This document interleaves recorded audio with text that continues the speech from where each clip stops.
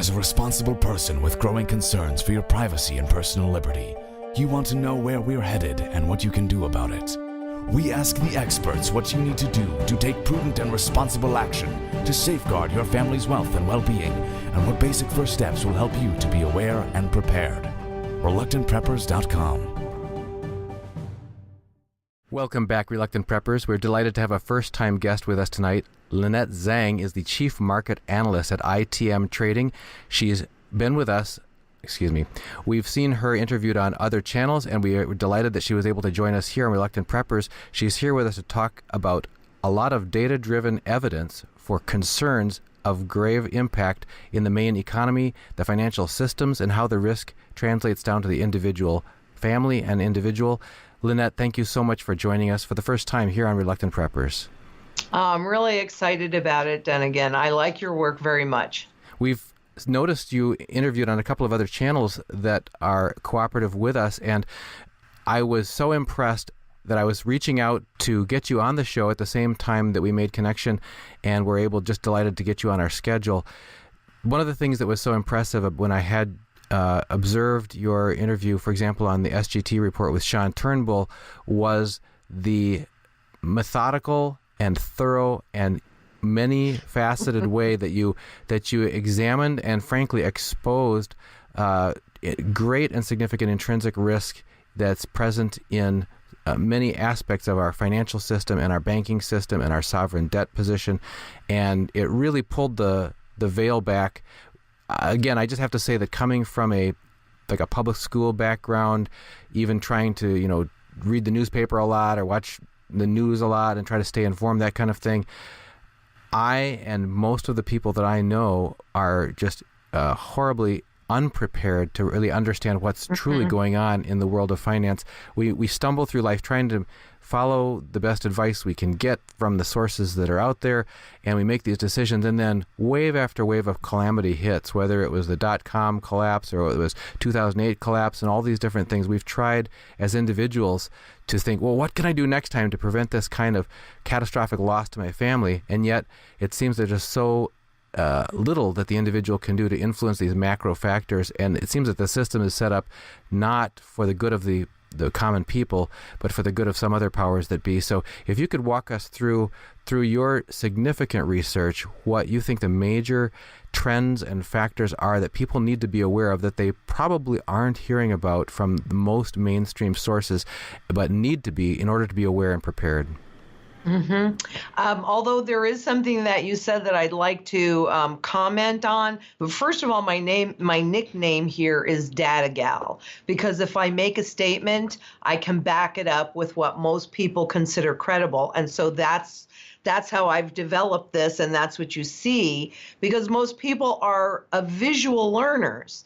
So if I can explain it and show it at the same time, it just kind of makes a whole lot of sense. But one comment that you made that I am hoping that I disagree with is that I think we do have choices because we vote with our purse.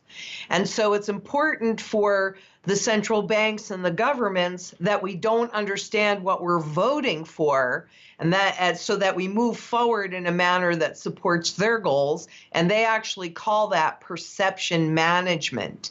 And we're confused because of that, plus the nominal confusion. When they set up the fiat money system, what they knew is that people do not understand inflation. But inflation, as we all know, is a decline in value.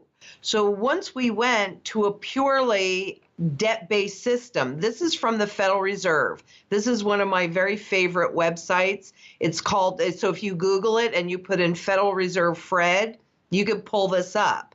And this is the value of the dollar from the time that we went off the gold standard in 71 until this is pretty current because I was just looking at it yesterday. So there's officially 4 cents left in purchasing power out out of the original dollar from 1913, but even by the time we hit 1971, there was only 27 cents. So this is what we work for, and we're told to save. And if you get a paycheck today and you go out and spend it right away, okay, that's fine. But I want you to think about the fact that wherever it is that you get that dollar, or whenever that dollar is created along this line, it has the most value that it will ever have in its lifetime. And so this is our dollar that we think of, but this has happened to more than 4,800 currencies. And what people don't understand is this is by design. This is planned. And I've got, anybody can call ITM Trading, and I'm happy to send you out the links so you can verify it from the Federal Reserve or from the horse's mouth itself. And here's the bottom line. This is the problem. Okay? There's no purchasing power left in the currency. In addition, could I hold you on that for 1 second, because it's so illustrative? You mentioned on the left-hand side of the curve there that started in 1971. That wasn't a random date you picked out of the air. Can you remind our viewers why 1971 is such a critical? What was it that changed fundamentally about the dollar in 1971 and about the United States' posture towards the rest of the world? Okay, there's lots of things. But in the 60s, there was a run. All right, I'm going to back up a little bit further to move forward on this, because it was in 44 that the U.S. dollar became the world reserve currency. And what that really means is that if you are a country or a corporation going outside of your borders to buy anything, lumber, medicine, oil, steel, you had to do it with U.S. dollars. So at the same time that we were handed that huge advantage, they created the International Monetary Fund, or the IMF, to oversee us. So they are above the law. The IMF is completely above the law. And that system was working okay until we started funding the Vietnam War. And we agreed to hold the value of our dollar stable at 35 to 1 ounce of gold. So the rest of the world knew that that wasn't happening. And so in the 60s, there became a run on the dollar where foreign countries were sending the dollar in exchange for our gold. So much so that by the time we got to August of 1971, we actually had less gold in our coffers than we had prior to the confiscation in 33. And so it became very clear that we were losing that status. And so what Nixon did was he then disallowed foreign governments from converting dollars into gold. So in other words, he reneged and defaulted on Bretton Woods. And so that's really the significance of that date, because I know people say, well, he closed the gold window, and that really doesn't sound like that big of a deal, kind of maybe. However, it's a huge deal, because what he actually did by doing that was he handed over full control of inflation to the central banks. And the central banks are technocrats. They're unelected officials. And they now have full control over the value of our money. And so you can see pretty clearly that that's how they have abused that power since then, and we're essentially somewhere near zero. And the next thing I was going to ask you, I got 2 more questions on this chart. The second one is it not the case that the Federal Reserve, one of their charter or mission statements is to provide a stability of the currency supply, or stability of the value of the currency, and yet you mentioned that by policy, that this value gets driven down every year. So what is the policy that you're referring to, just at a high level? Oh my God. Okay, this is perception management. You tell me how stable that looks. Is the stability, all the central banks have an inflation target. In this country, and in many of them, but in this country, that's 2%. So what they're saying is they're targeting the loss of value at 2% every year. And as you can see from this, that compounds. So I guess it depends on what you consider stable. I don't consider this stable. I would consider a straight line or somewhere near a flat line as being stable. Exactly. So I think it's garbage. Yeah, and from my engineering and scientific background, that kind of a exponential decay, like a half-life, you can use, or in financial terms, use the rule of 72. So if you're going to hold your change at 2% per year and keep that relatively constant, then by the rule of 72 divided by 2 means every 36 years, your money's cut in half and cut in half and cut in half, and it keeps getting smaller. And that leads to my third question, and that is when people say, oh, but I'm doing so well because my 401k and the stock market and the Dow Jones is hitting records, you're saying that the measuring stick keeps shrinking. So we used to be measuring in feet, now we're measuring in inches, now we're measuring in centimeters, and on down we go. So of course the nominal, you used the word nominal earlier, but I think that went by very quickly. Can you describe what you mean by nominal terms? I definitely can. Okay, nominally, and actually if you bear with me, I wish Megan was here because I don't see that she did that. Okay, sorry about this. I'll have to just do it verbally. Okay. So here's nominal confusion. Let's say 20 years ago you had a $20 bill, and today you have a $20 bill. Nominally, they are identical. They're both $20 bills. But what that $20 bill could buy you 20 years ago and what it could buy you today, so its value is vastly different. So that's what I mean by nominal and that's actually what I mean by nominal confusion. You look at that $20 bill and emotionally you think it's the same when in reality this is what it's doing. So what does that have to do with the record stock market levels that are being hit today? Everything, because what people look at is they open up their statements and they go, oh, look, my mutual funds are doing so great. Everything must be fine because that's what we've been trained to think. But 1 trillion times zero is zero. So the stock market, as we've seen in Venezuela, as we've seen in Germany, as we've seen, there's so many cases in history where you can see the stock market rise exponentially, and that's where I think we are right now. We're in that last upward draft of it.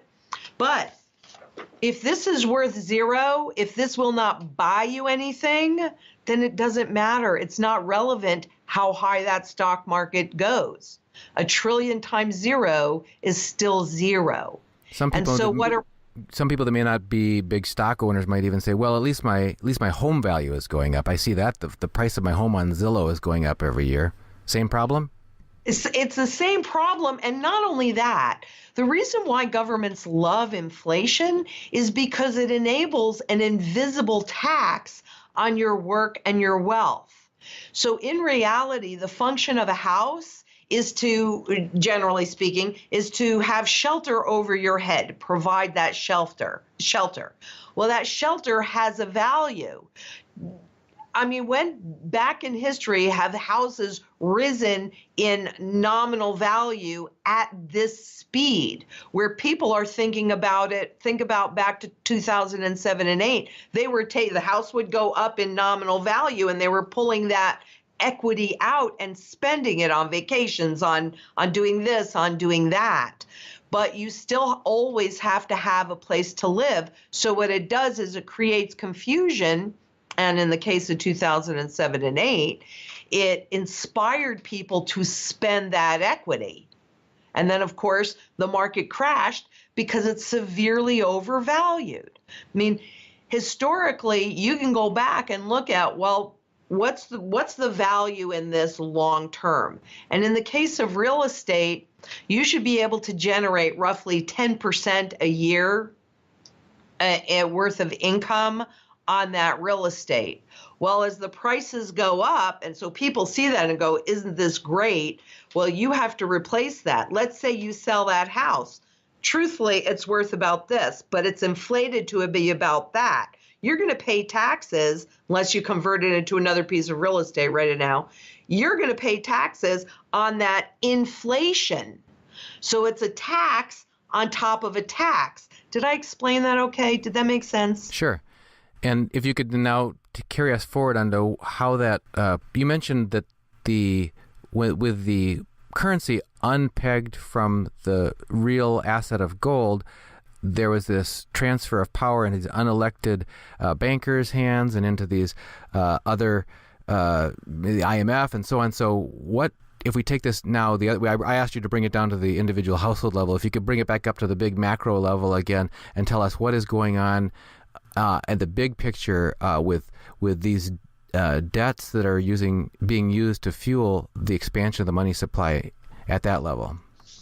Right. Well, I mean, the system from 71, and maybe I should go back just to make sure that people understand what gold really is and what its true function is.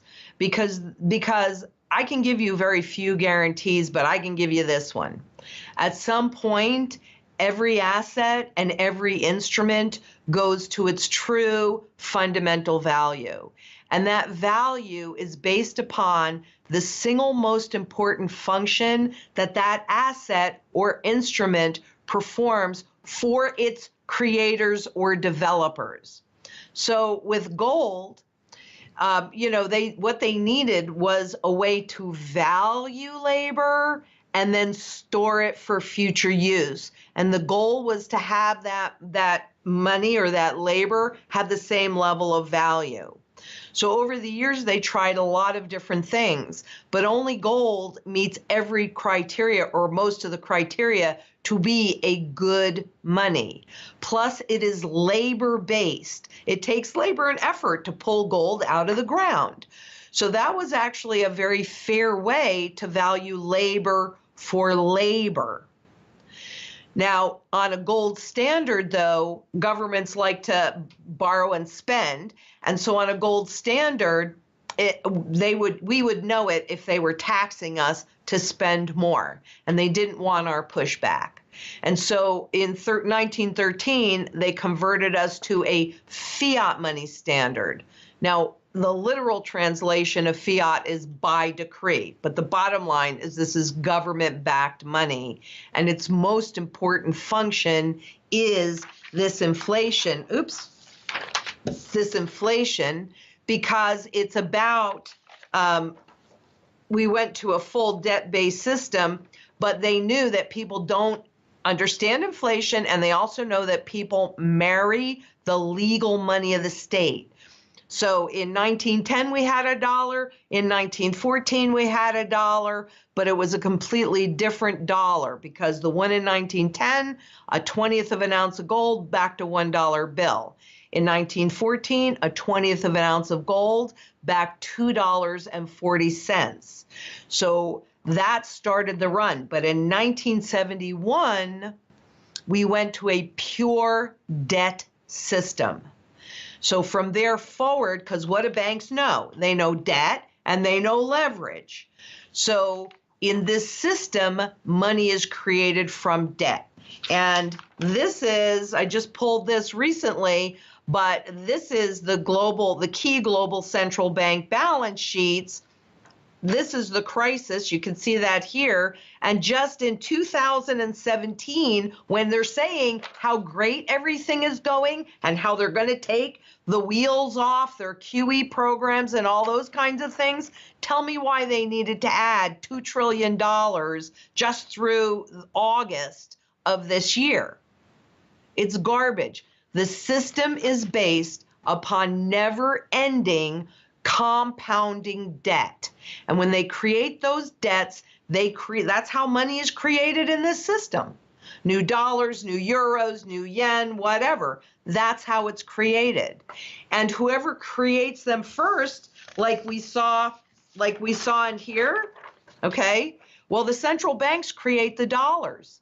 And then they go into the banking system before they even go to our government.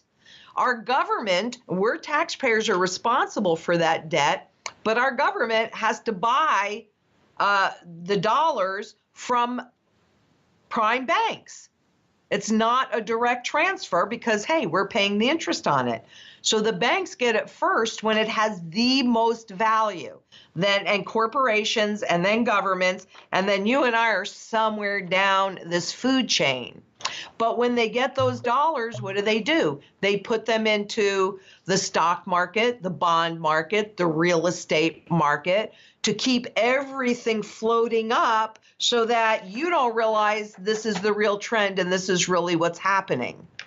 But unless those things go up faster than the dollar goes down, you're still behind the 8 ball. And at this juncture, it was already at 97, and I was looking at that graph earlier, but I'm sorry, I don't know where it is at the moment.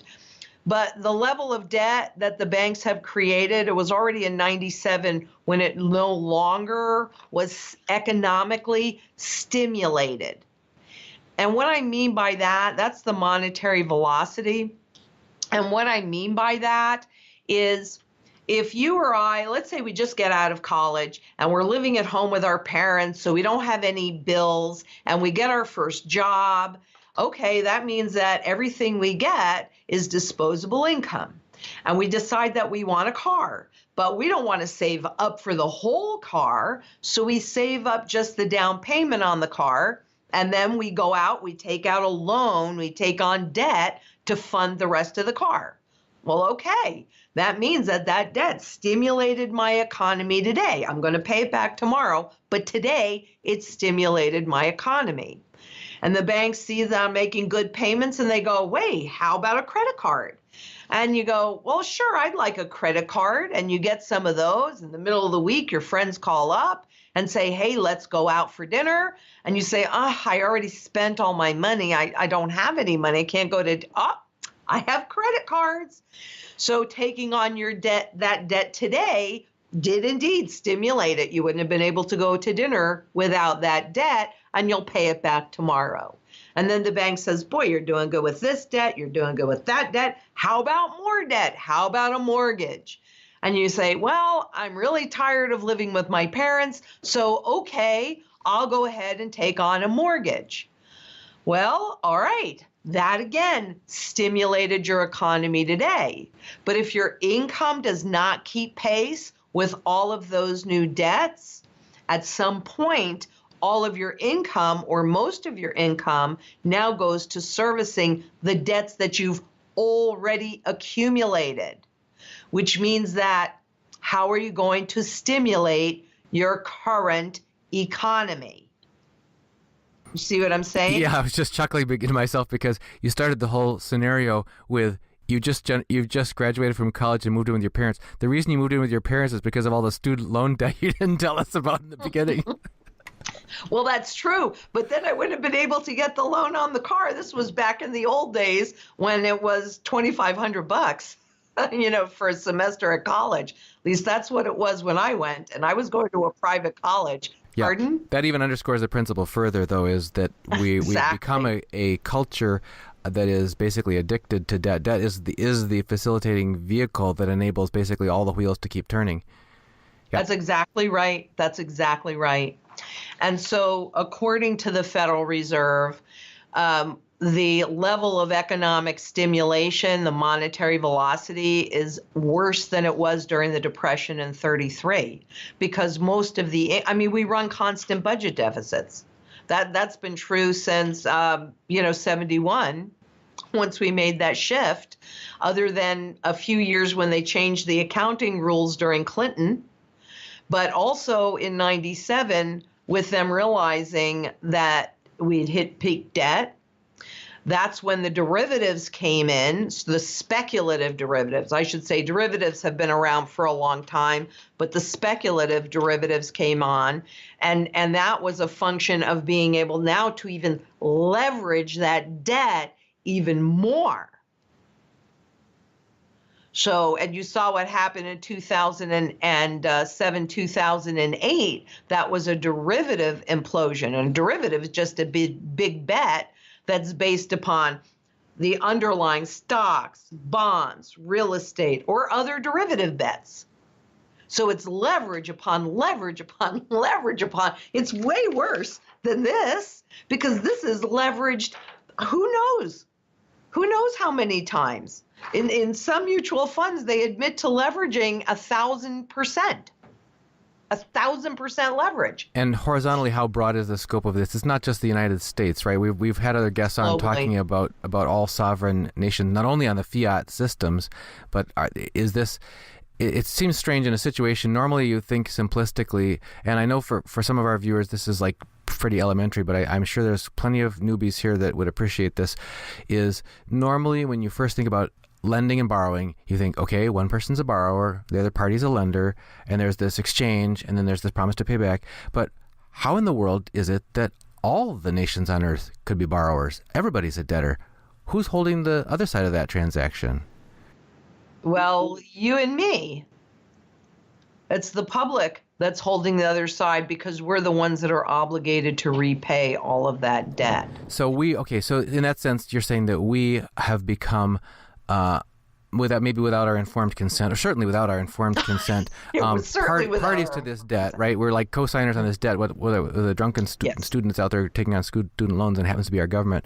But who's holding the, to whom are we all beholden? To whom are all the countries of the world owing this money? Banks, central banks. And these same central banks that were grabbing the gold until Nixon told them they couldn't have any more in 1971. Well, it wasn't so. It was the countries. I mean, when up until 1933, individual public could convert dollars into gold. When they made that transition in 2013, they didn't want anybody to know that anything had changed, so they allowed the convertibility.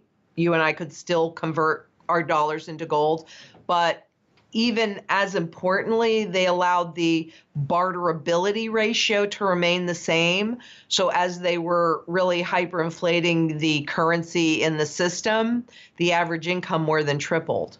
So at that point, the average, there was about a 50% loss in purchasing power on the dollar. But, if your costs double, but your income triples, well, do you really care that your costs doubled? No. So that's what generated the Roaring '20s. And what do we know about the Roaring '20s? A roaring stock market, a roaring bond market, a roaring real estate market. Sound familiar? Lots of debt, lots of leverage.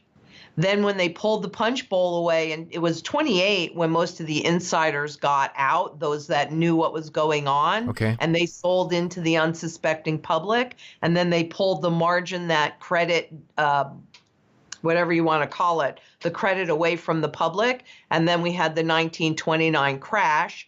They used that crisis to justify taking the gold away from the public, but the countries could still make that conversion. Well, that ended in 1971, and that's so, I mean, you can draw your own conclusions, but so much of this, especially since I read the underlying documents when they set things up, this was planned. This is a planned event. Even going to zero on the purchasing power, they know this. That we've got over 4,900 currencies that have gone through this same thing. So wasn't it Einstein that said doing the same thing over and over again and expecting different results is insanity?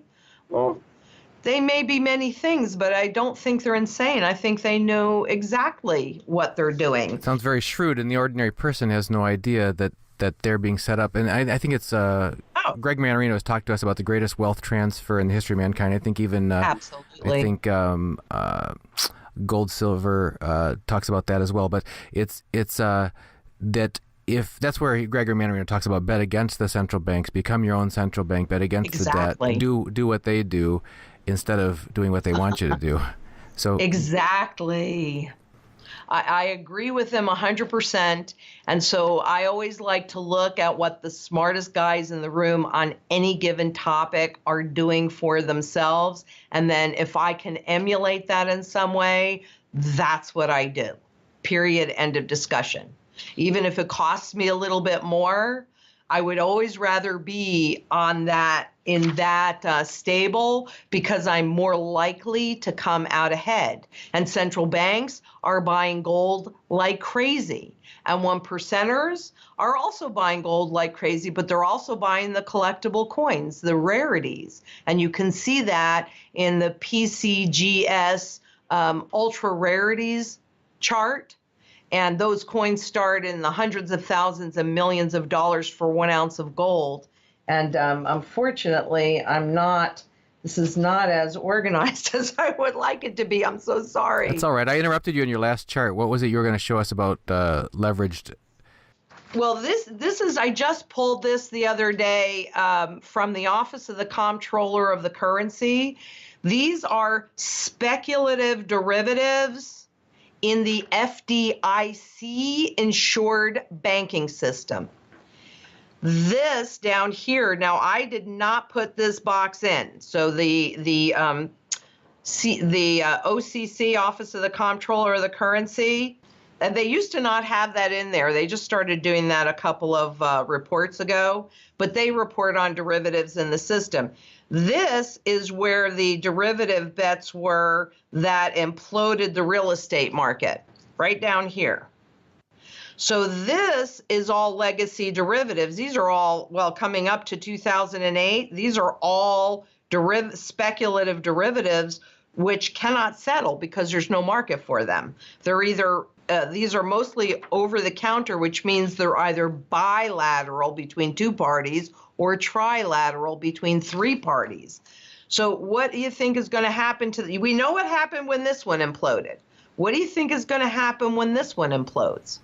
So the box you're pointing to, it's a little bit hard to see that far from the screen, but it looks like it's actually pointing, if you could lift that up a little higher, it's pointing down to a low trace that's near the bottom. Yep, down near the bottom, near the zero line, there's a low trace, the foothills of that big mountain, and you're saying that it was that little low trace down there, that little teeny blip, and that's what caused the 2008 what created collapse. The crisis. Okay. What do you think this is going to do?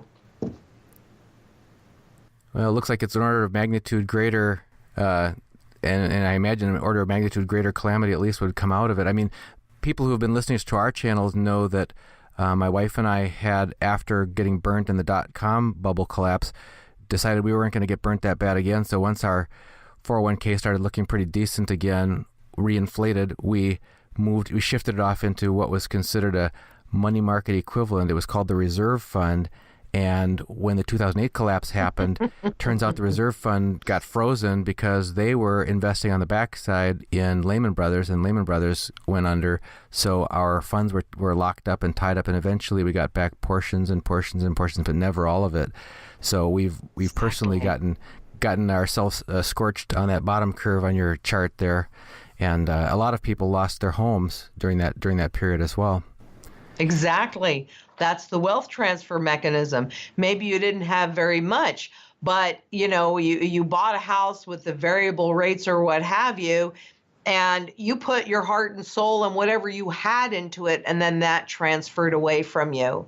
And the other thing I'd like to point out, if you can see this in here, and if you'd like, we'll send you links to whatever Sure. it is that I show you today, and that way people can go in and look at them more firmly.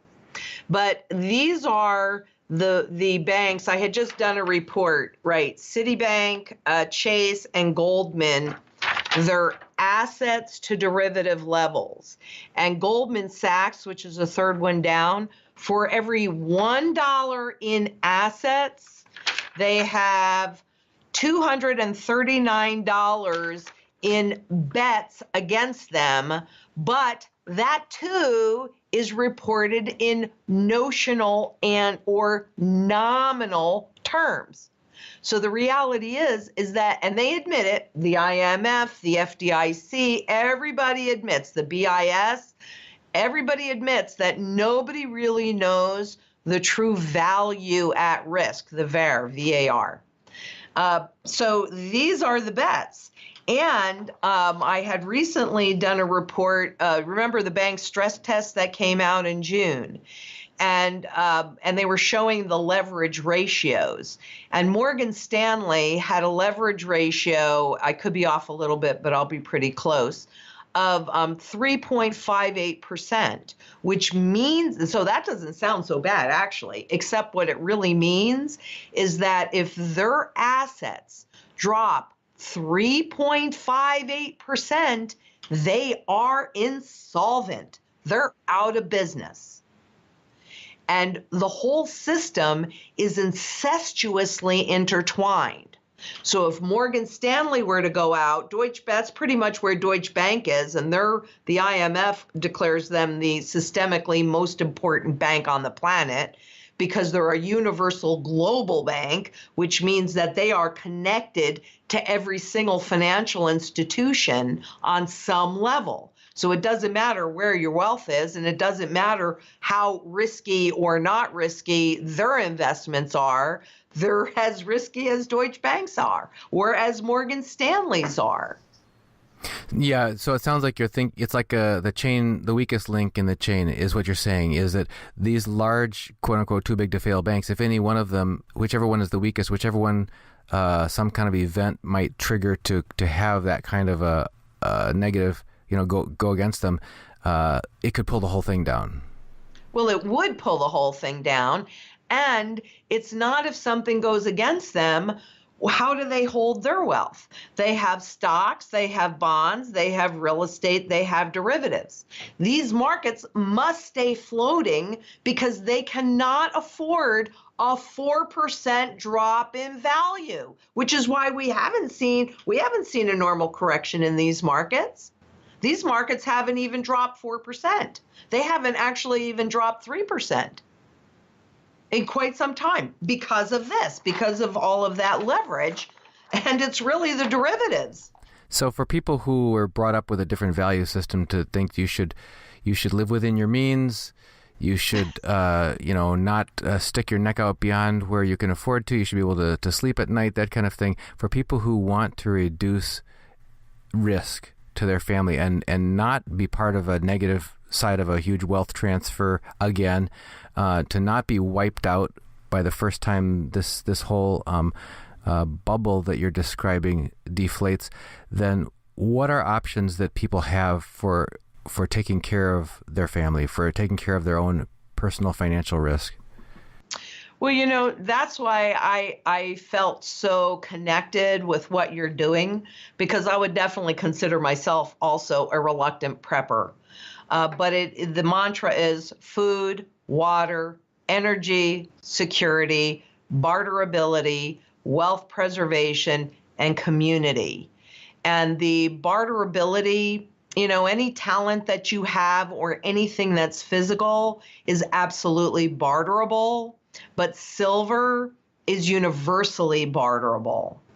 And so is gold. Gold is universally barterable, but silver for day-to-day kinds of things. Sure. So you want to focus in those areas and see where you're most vulnerable and try and fill those in. And on the barterability and the wealth preservation, that's what we do here at ITM Trading. Having studied currencies and currency life cycles since 1987, I see a pattern. I mean, it's a pretty clear pattern once you know what you're looking at. But I do consider myself an artist, and I see patterns. And so we developed a strategy. I developed a strategy based upon those repeatable patterns and valuations. So you want to be prepared to withstand this, but you also want to be prepared, if you can, to take advantage of it. Because wealth never disappears, it merely shifts location. So as you pointed out, in 2008, a lot of people lost their homes. Right. Okay, well, if you have your wealth intact, as those prices plunge, and I've done studies on what happens to all asset classes during these transitions, so I can't tell you how deeply it's going to plunge, but I can tell you what it has done historically. Then if you hold your wealth intact with gold over here, then you can convert it into those income producing assets during the reset period. And understand too, we're already in a reset period. The inflation piece, this is a reset. It's just slower. What we're talking about is a rapid reset. When these markets do correct down 4%, you are going to see that you're not going to be likely to get your wealth out of the markets. These markets are not liquid. And that's according to the Treasury Department. And they've been talking about that since 2013. There are no buyers on the other side of these markets. So it's okay if there's just a few people selling, but boy, they have to keep you in. They cannot afford a big correction because if a lot of people try to rush to the door, they're not going to get out. Well, speaking of people rushing to the door, what about the baby boomer generations going into their retirement years and pulling out their 401k money out of the stock market? Well, they've had, all of the retirement plans are severely undervalued, or underfunded, I should say, whether they're state or they're federal, or even in many cases, the private retirement plans. And unions are in huge doo-doo. The Teamsters ran out of money on March 1st of this year, ran out of money. So we're a generation, because I'm definitely, I'm a baby boomer. And I remember when I was 17 saying to myself, Social Security is not going to be there when I'm ready to take it. And here we are. I must have heard somebody talking about it. What would a 17-year-old girl think about Social Security? Why would you even think about it? But I remember saying that to myself. And I definitely didn't know what I know now. So we're in deep trouble. And I think what we're going to see happen, because we've seen it in Poland, we've seen it in Russia, we've seen it happen in other places recently, where I think we may see a nationalization of the private retirement plans. And, our government has been looking at that and talking about it for quite some time. They've talked about what they call a one-off, where they would just go into those 401ks and the IRAs and take the number that they used was 11.6%. And they would say, a one-off event means that you and I think that they're only going to do it this one time and they're not going to warn you about it. So they'll just do it. And as long as you think that that's it, they're not going to do it again, you won't change your behavior. They actually said that. But I think we could see the private retirement plans nationalized or partially nationalized. You talked about the money market funds. Well, the money market funds were a huge way that corporations would fund their day-to-day activities. And once the money market fund that you referred to broke the buck, they changed all of the laws. And so now they have to have a free-floating NAV, and they put in fees and gates. And that's because if you want to get out, they want it to be really painful so you don't get out. But the government money market funds does not have those same requirements. And so they redirected the money that was normally funding day-to-day corporate activity. They redirected it into government activity, which is actually called financial repression. And they actually talk about that as a good tool too. So, there are so many things to it. It's no wonder people don't understand this. Yeah, it's quite bewildering. But so if people want to find out how you can help them, how do they get a hold of you, and what kind of services would you provide them? Well, we are a physical precious metals house, and so we deal in any kind of physical precious metals, but we focus really on silver and on gold. And we do bullion as well as collectibles. So it just depends on what's right for you. And everybody here uses the strategy. So it's a really personalized strategy. Even though we're all basically doing the same thing, my circumstances are going to be a bit different than your circumstances. And so it's a very consultative approach when you call us, that we make sure that we set you up within what is appropriate for you based upon your goals and your budgets. And our minimum is $500 because we feel so strongly that everybody needs to get protected. So, and they can just call us at 888-696-4653. They can go to our website, itmtrading.com. We provide a lot of education on our YouTube channel, YouTube ITM Trading, but we're super keen on education. So hopefully all of these things that seemed a little disjointed today, you'll find on our site and our archives and on our YouTube channel, and they'll explain it more. And everybody has access to all the visuals and all the supporting links for what I say when I say it as well. And we've been speaking with Lynette Zhang. She's the Chief Market Analyst at ITM Trading. And we'll definitely have to have you back on again, Lynette, because even in the before talk, you mentioned that you're an urban farmer, and that's another passion of some of our guests, including Joel Salatin from Polyface Farms and others. So we'd love to have you back on and talk about some more aspects of that preparedness continuum that you described. Thank you so much for joining us for this first time on Reluctant Preppers. Oh, it's my pleasure. And actually, I became an urban farmer because of all of this. A prudent action, yeah. Okay. I believe my research. I know what I put into it. You're walking your talk. So that's exactly why I did it, yes. Excellent. Well, thank you, Lynette. It's been a pleasure meeting you, and we'll have to visit with you again soon. I look forward to it, Dunnigan. You take care now. Thank you. Be safe. Bye-bye. Bye-bye.